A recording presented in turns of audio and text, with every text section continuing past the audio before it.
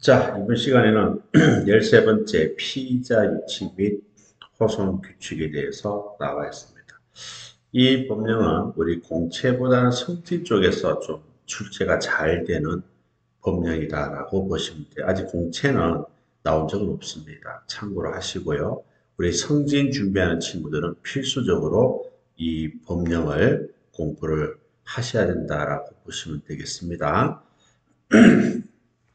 자, 먼저 관리 책임자부터 먼저 한번 우리 구분해 볼까요? 자, 경찰서장이 있어요. 서장이 있고, 경찰서 주무과장이 있고, 경찰서장이 지정하는 사람이 있다. 이 말이에요. 알겠죠? 자, 서장은요, 경찰서장은 피의자 유치 및 유치장 관리 전반적인 지휘 감독권자다라고 보시면 되고요.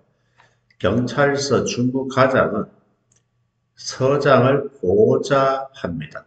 보좌를 하고 유치인 보호관을 지휘 감독하고 또 실질적인 피의자 유치장을 관리하는 책임을 진다. 전반적인 지휘 감독권자는 서장이 되겠지만 실질적으로 관리하는 책임은 유치인 보호 주무자, 즉 경찰서 주무과장이 한다라고 보시면 되는 거예요. 그 주무과장은 유치인 보호관을 지휘 감독하고 그리고 유치장을 실질적으로 관리 책임지는 사람이다. 그렇게 보시면 되는 거예요.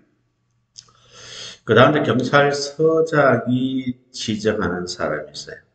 이 사람들은 이제 유치인 보호 주무자를 보조합니다. 보조하고 피의자 유치에 관한 사무를 직접 수행하는 사람이고 또 유치장을 적절히 관리하는 사람을 서장이 지정하는 사람이다라고 우리가 이야기하는 거예요. 그 세 가지 관리 책임자에 대한 구분입니다. 자, 그리고 일과 시간 후라든가 토요일, 공휴일 같은 경우는 누가 책임을 지냐면 상황관리관이 또는 서장이 지정한 사람이 유치인 보호주무자 직무를 대리해서 책임진다 하는 것을 알아두시기를 바랍니다. 자, 여러분들 잘 정리해 주시기를 바라고요. 자, 그 다음 두 번째 이제 유치가 되겠습니다. 자, 피의자 유치가 있는데요. 피의자를 입감시키거나 출감을 시키잖아요.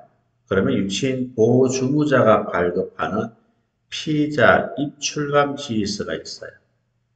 이것에 의해야 되고 동시에 3명 이상 피의자를 입감시키잖아요.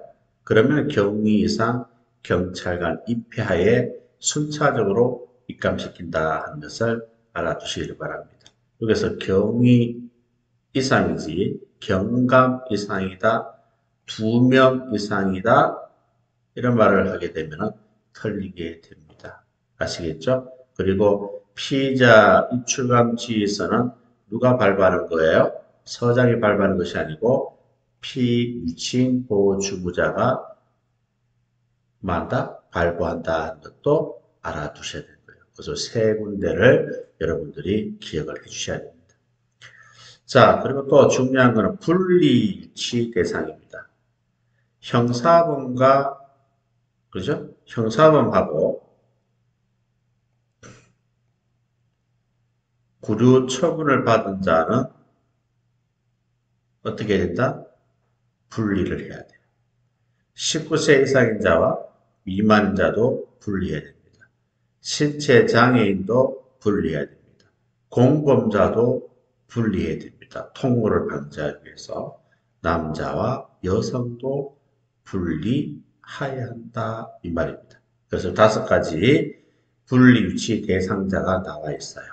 이것도 여러분들 꼭 기억을 해 주셔야 됩니다. 시험에서 잘 오는 내용이에요. 자, 그리고 신체 검사가 있습니다. 자, 신체 검사는 누가 하느냐? 동성의 유치인 보호관이 실시한다. 여성은 여자 유치인 보호관, 남성은 남성 유치인 보호관이 한다. 이 말입니다. 만약에 여성 유치 보호관이 없을 경우는 어떻게 한다?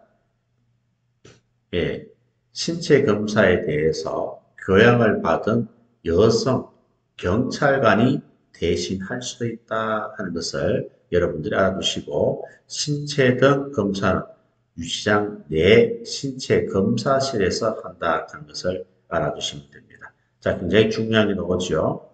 자, 신체 검사 종류는 세 가지가 있다 하는 것을 아셔야 돼요. 외표 검사가 있고 간이 검사가 있고 정밀 검사가 있습니다. 외표를 하는 것은 눈으로 외부를 눈으로 확인하고 손으로 가볍게 두드려서 검사하는 거예요.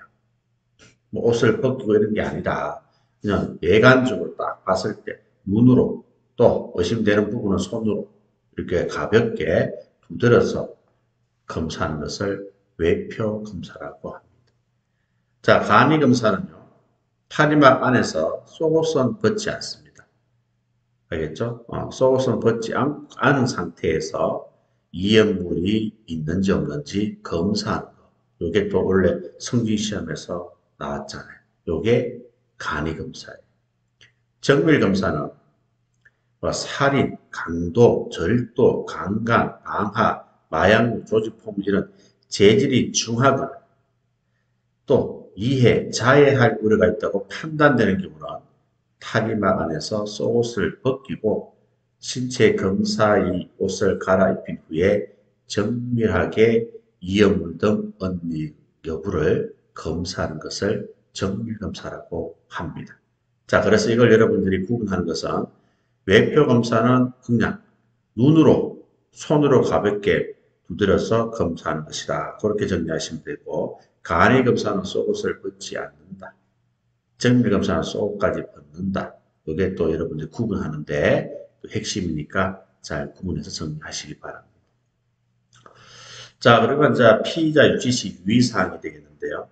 우리 분리유치 대상자에서도 나와 있듯이 남성과 여성은 분리해서 유치한다 한 것을 기억하시기 바라고요. 그 다음에 경찰서장은 18개월 이내 유아 대동을 신청하는 경우가 있어요. 그 엄마가 아이를 맡길 사람도 없고 18개월 이내 같으면 아직까지 엄마가 젖을 먹는다든가 엄마의 품이 또 필요하잖아요. 그래서 아이와 같이 유치장에 들어가겠다 이렇게 신청을 하는 경우는 자 1, 2, 3호가 있습니다. 다음 각 호에 해당되는 사유가 없다고 인정되는 경우에 허가를 합니다. 그래서 18개월 이내 유아 대동을 신청한다고 해서 무조건 허가하는 건 아니에요. 무조건 허가하는 것이 아니고 1호, 2호, 3호 여기에 해당되지 않아야 됩니다. 해당하는 사유가 없다고 인정되어야 서장이 허가를 할 수가 있다 하는 것을 여러분들이 알아두시기를 바랍니다. 만약에 서장이 유아 대동을 허가하지 않을 수도 있잖아요. 그죠? 그때는 어떻게 합니까? 유아 보호에 적당하다고 인정된 개인, 법인에게 유아를 보낼 수도 있다 이 말입니다. 그런데 개인이나 법인이 없는 경우도 있을 수 있잖아. 그때는 시장 군수구청장에게 보내서 보호하게 하여야 한다. 시장 군수구청장이 알아서 하겠죠, 그죠? 보호 어떤 기관에 맡기고 그에 따른 지원을 하게 될 겁니다. 자, 그 다음에 3장 관리가 되겠는데요. 자, 먼저 1항에 보시면 감독 순시 기준표가 나와 있습니다. 자, 이 표를 보시면은 일가 중에 서장은 필요시 순시를 하고요. 유치인 주무과장은 매일 1회 이상 그리고 유치관리계장, 팀장 이런 사람들은 또 서장이 지정한 사람들은 매일 2회 이상 순시를 합니다. 그리고 상황관리관과 당직 팀장이 있다고 그랬죠. 주간에는 매일 2회 이상이고 야간에는 3시간마다 1회 이상 순시를 한다 하는 것을 여러분들이 알아두시면 되겠습니다. 자, 다시 한번 주무과장은 매일 1회, 유치관리팀장계장은 매일 2회, 그리고 상황관리관은 주간은 매일 2회 이상이지만 야간은 3시간마다 한 번 이상이다 하는 것을 여러분들이 알아두시면 되겠습니다. 자, 그리고 유치장 열쇠가 있어요. 2항에 보시면 열쇠는 유치인 보호관에게 임의로 맡기면 안 됩니다. 유치인 보호주무자가 보관 관리한다 하는 것을 여러분들이 알아두시기를 바랍니다. 자, 유치인 보호관 교대가 됩니다. 자, 유치인 보호관을 교대할 때는요. 자, 여기 보면은 유치인 보호주무자, 유치관리계장팀장, 서장이 지정하는 사람, 입회하에 근무 교대를 한다 하는 것을 여러분들이 알아주시면 되고요. 만약에 유치인 보호관이 근무를 하다가 유치인으로부터 수사자료 기타 참고사항을 발견했다. 그러면 지체 없이 유치인 보호주무자 또는 수사과장에게 보고한다 하는 것을 여러분들이 알아두시면 되겠습니다. 자, 네 번째는 보안과 관련된 내용입니다. 자, 보호 유치실 수용이 되겠는데요. 자, 보호 유치실은 유치인에 대해서 유치인 보호관은 유치인 주무자 허가를 받아서 뭐예요? 보호 유치실에 수용할 수가 있어요.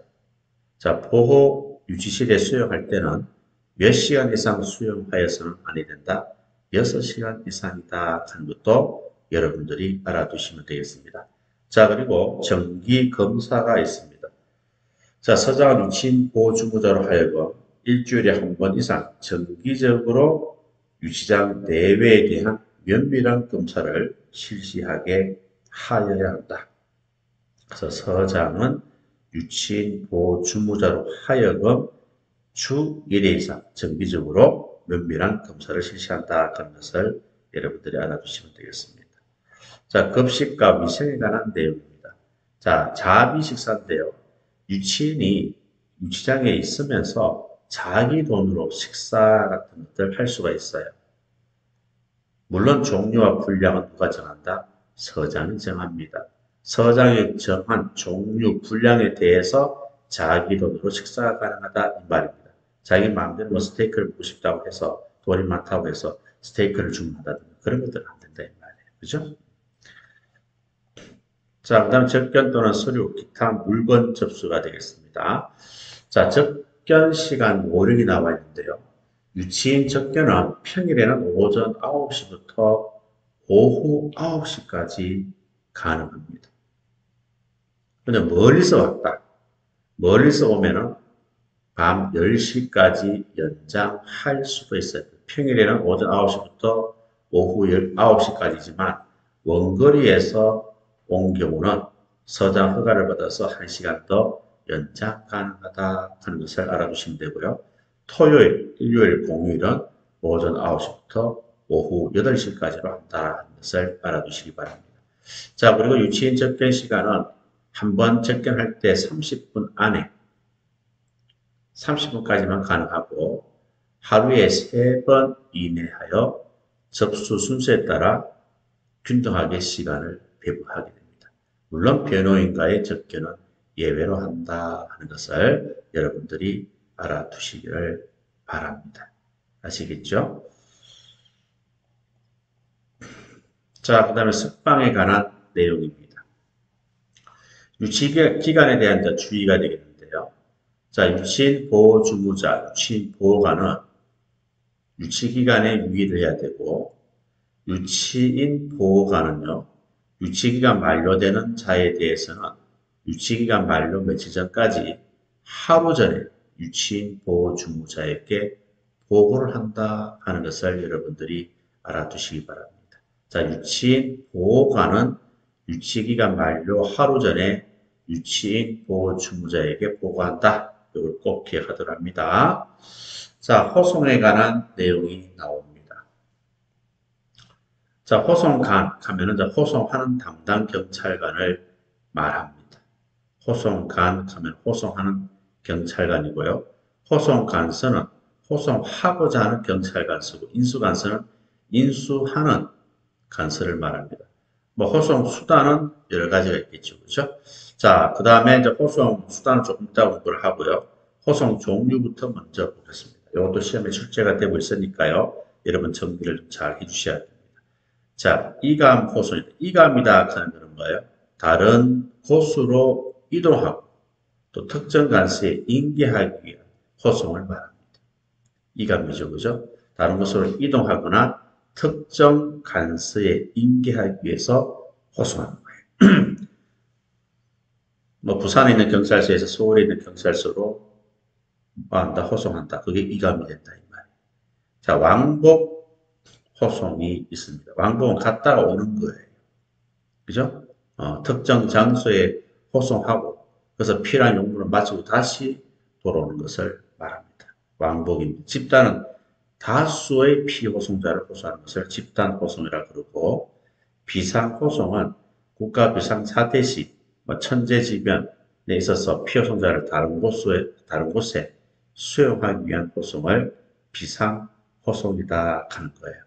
자, 네 가지 여러분들이 기억을 하시고요. 이 내용을 읽어보시면 금방금방 연결이 가능합니다. 알겠죠? 그렇기 때문에 이 네 가지 호송의 종류를 꼭 기억을 하도록 합니다. 이렇게 하면 암기해도 돼요.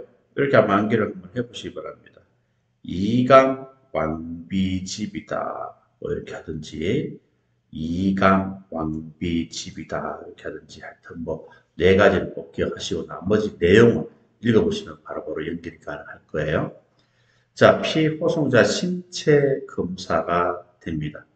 자, 신체 검사는요, 호송관은 반드시 호송 주무관 주의에 따라서 포박하기 전에 신체 검사를 실시합니다. 포박한 전에 하는 거예요. 전에 하고, 특히 여자 피호송자의 신체 검사는 여자 경찰관이 또 성년의 여자를 참여시켜야 됩니다. 여자 경찰관이 하든지 성년의 여자를 참여시켜서 하든지 그렇게 하셔야 되는 거예요. 자, 영치품 처리입니다. 이것도 굉장히 중요하기 때문에 여러분들이 꼭 기억을 하시고 올해 성기시험에도 당연히 출제가 되었다. 자, 검정과 유가증권은요. 호송관서에서 인수관서에 직접 송부합니다. 호송관서에서 인수관서로 직접 송부한다 하는 것을 기억하시고 만약에 소액이다, 작은 금액이다 그러면은 호송을 마칠 수 있을 때 또 특히 당일 하루 안에 호송을 마칠 수 있을 때는 호송관에게 탁송한다. 호송관이 가지고 간다 이 말이에요. 이게 이제 또 중요한 거죠.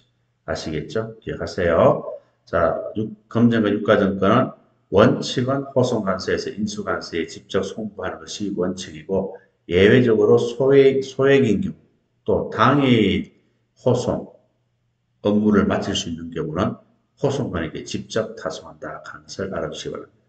자, 그리고 호송 도중에 필요한 식량이라든가 의류, 친구, 구입 비용을 자비로 부담할 수 있습니다. 자비로 부담할 수 있는 때에는 필요한 금액을 호송관에게 탁송을 하게 되는 거예요. 물품은 호송관에게 탁송을 하게 됩니다. 아시겠죠? 물론 위험한 물품, 또 호송관이 휴대하기 부적당하다고 부적당한 경우에는 바로 발송관세에서 인수관세에 직접 송부도 가능하다. 그래 보시면 되고요. 자, 금품을 호송관에게 탁송할 때는 문제가 생기면은 호송관이 책임집니다. 호송관에서 보관 책임이 있고 그렇지 않는 경우는 송부한 관세에서 그 책임을 진다 하는 것을 알아두시면 되겠습니다. 영치금품 처리 꼭 기억하세요. 어떻게 기억하면 된다고요? 검증과 유가증권은 원칙을 직접 송부, 예외적으로 호송과 탁송, 그 다음에 필요한 식량과 의류, 친구 구입 비용은 호송과 탁송, 물품은 원칙은 호송과 탁송, 예외적으로 직접 송부. 됐죠? 이렇게 기억하시면 되잖아요. 자, 호송 시간은 일출 전, 일몰 후에는 할 수가 없습니다. 기억하시고요. 원칙은 다만 기차라든가 배라든가 차량을 이용해서 또 특별한 사유가 있는 경우는 호송이 가능해요. 원칙은 해지고 해 뜨기 전에는 못한다. 자, 호송 수단에 대해서 나와 있습니다. 자, 호송 수단은요, 우리 경찰이 보유하고 있는 차량의 의함을 원칙으로 한다 하는 것을 여러분들이 알아주시고, 예외적으로 뭐 도보도 가능하고요. 뭐 배를 통해서, 비행기를 통해서 또 일반 교통수단을 통해서도 가능합니다. 원칙은 경찰이 보유하고 있는 차량을 통해서 호송하는 것이 원칙이다. 그렇게 기억하시면 돼요. 그리고 집단 호송은 가능한 경찰 차량을 사용한다 하는 것을 여러분들이 알아두시기를 바랍니다. 자, 그 다음에 도보 호송이 나옵니다. 자, 혼자 만약에 1인 호송을 할 때는 어떻게 하죠? 예, 피호송자는 일보 뒤에 좌우측 일보 위치에서 손으로 호송줄을 잡고 인수관서와 특등지까지 호송을 하는 거고요. 만약에 2인에서 5인까지 만약 호송한다고 어떻게 합니까? 세로로 줄을 지어서 호송줄로 연결을 하고 그 뒤에 뭐예요?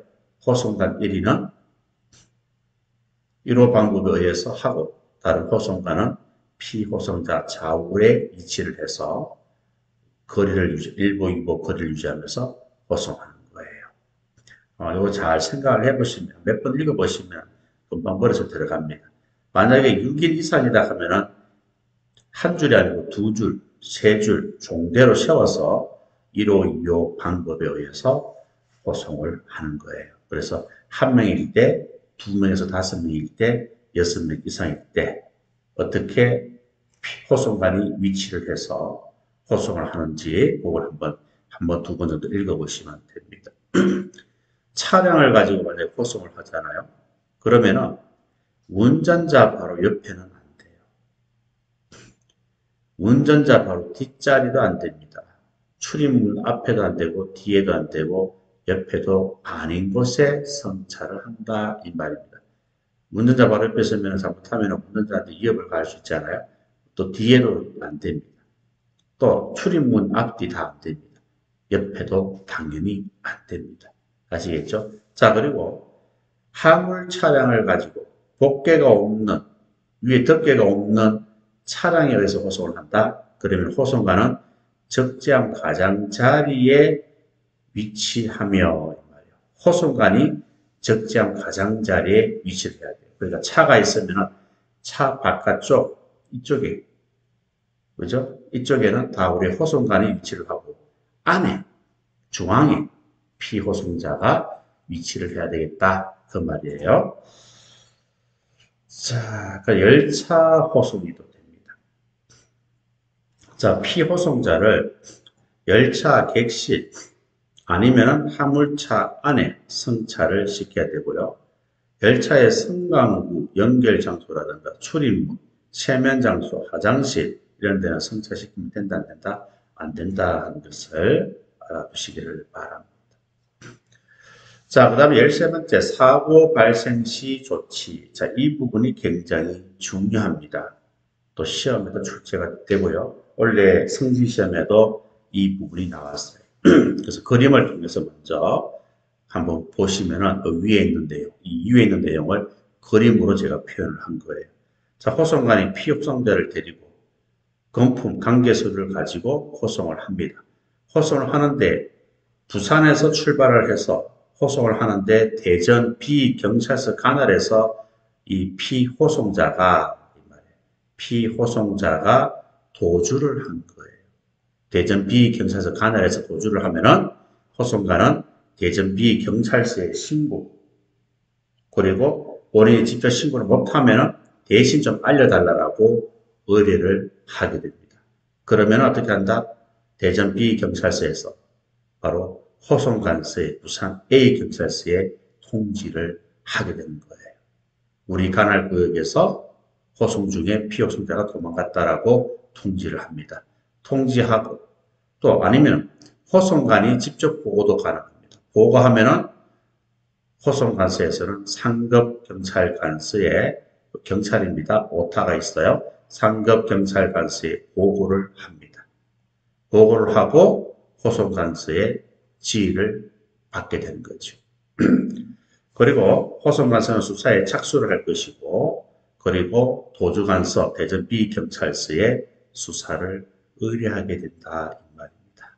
그리고 나서 호송관서는 인수관서에 서울시 경찰서에 알려줍니다. 가다가 도주했다 하는 것을 알려주는 거예요. 자, 그리고 마지막으로 이 관계서류, 금품 관계서류는 어디에서 보관한다? 이런 경우는 호송관서에서 보관한다 하는 겁니다. 이 내용이 위에 다 있으니까요. 여러분들이 꼭 기억하세요. 시험에는 호송관서입니다. 도주자에 관한 호송관계서류 금품은 호송관서에서 보관하지, 도주관서나 인수관서에서 보관한다 하면 틀리니까요. 요걸 여러분들이 조심하시면 돼요. 요게 시험에 나왔다. 이해하셨죠? 자, 두 번째는 도망이 아니고 가다가 죽은 거예요. 호송 도중에 피해 호송자가 죽어버려요. 자, 그래서 호송과는 피해 호송자와 관계서류를 가지고 호송을 합니다. 호송을 하는데 대전 B경찰서 관할구역 안에서 호송 중에 죽은 거예요. 그러면은 일단은 호송과는 시체와 대전 B경찰서에 신고를 하고 시체와 관련 서류도 대전 B경찰서에 인도를 하게 됩니다. 인도를 하면은 대전에서는 부산 A 호송관서에 통지하고 서울시 인수관서에 또 알려주는 거예요. 우리 관내에서 호송 중에 죽었다고. 그리고 통지받은 호송관서는 상급경찰관서에 보고를 하고 또 유족 등에게 또 통지를 하게 됩니다.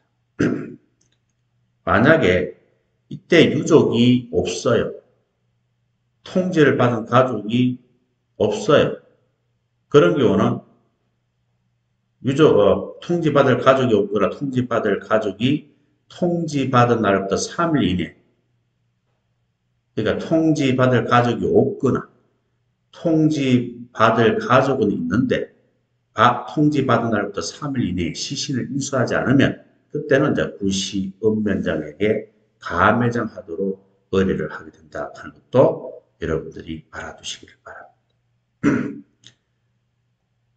자, 그리고 이제 이 대전 B에서 관계 서류도 인도를 받았잖아요. 이 관계 서류는 호송관서에 송부한다. 결과적으로 사망했을 때도 서류와 금품은 호송관서에서 보관한다 하는 것을 여러분들이 알아두시면 되는 거예요. 빨간색 이쪽이죠? 이걸 잘 정리하시기 바랍니다.